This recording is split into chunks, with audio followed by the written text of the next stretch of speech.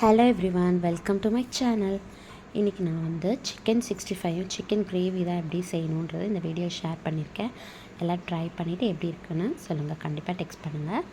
Okay, chicken கிரேவிக்கு வந்து ஒரு கடாயில் ஒரு ஸ்பூன் போல் சீரகம், ஒரு ஸ்பூன் பெருஞ்சீரகம், 1/2 ஸ்பூன் மிளகு, இஞ்சி பூண்டு, பட்டை இதெல்லாம் போட்டு நல்லா வறுத்து, அது கூடவே அரை முறை தேங்காய் போட்டு நல்லா வறுத்து எடுத்துக்கோங்க.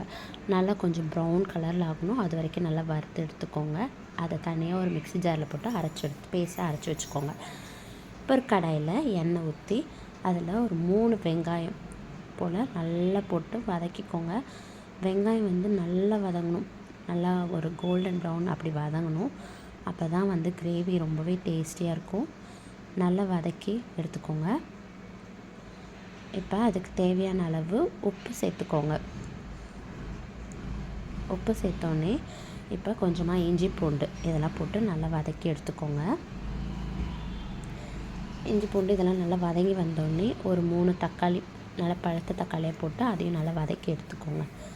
இப்போ இதுக்கு தேவையான நம்ம சிக்கன் நல்லா ஆட் பண்ணிக்கோங்க. அதுக்கு நமக்கு தேவையான மிளகாத்தூள் ஒரு 3 கரண்டி மிளகாத்தூள், ஒரு 2 கரண்டி தனியாத்தூள், 1/2 ஸ்பூன் கரம் மசாலாத்தூள், 1/2 ஸ்பூன் சீரகத்தூள் இதெல்லாம் போட்டு நல்லா வதக்கி எடுத்துக்கோங்க. இப்போ நம்ம அரைச்சி வச்ச தேங்காய் பேஸ்ட்டு இதில் போட்டு மிக்ஸ் பண்ணிக்கோங்க. ஒரு குக்கரில் ஒரு 5 விசில் போல் எடுத்திங்கன்னா சிக்கன் கிரேவி வந்து ரெடி ஆகிடும். சூப்பராக இருக்கும். ட்ரை பண்ணி பாருங்கள். எப்படி வந்துச்சுன்னு எனக்கு கமெண்ட்டில் டெக்ஸ்ட் பண்ணுங்கள். நெக்ஸ்ட்டு டிஷ் என்னென்னு பார்த்திங்கன்னா சிக்கன் 65 தான்.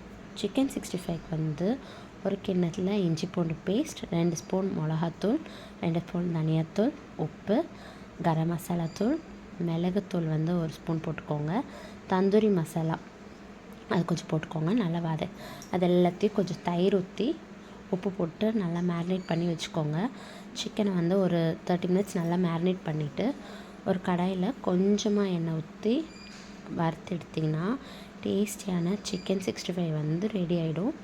இன்றைக்கி நாங்கள் வந்து சிக்கன் 65ம் சிக்கன் கிரேவியும் தான் ட்ரை பண்ணியிருந்தோம். நீங்கள் எல்லோரும் என்ன பண்ணீங்கன்றது கண்டிப்பாக டெக்ஸ்ட் பண்ணுங்கள். என்னோடய சேனலை சப்ஸ்கிரைப் பண்ண மறந்துடாதீங்க. தேங்க்ஸ் ஃபார் வாட்சிங்.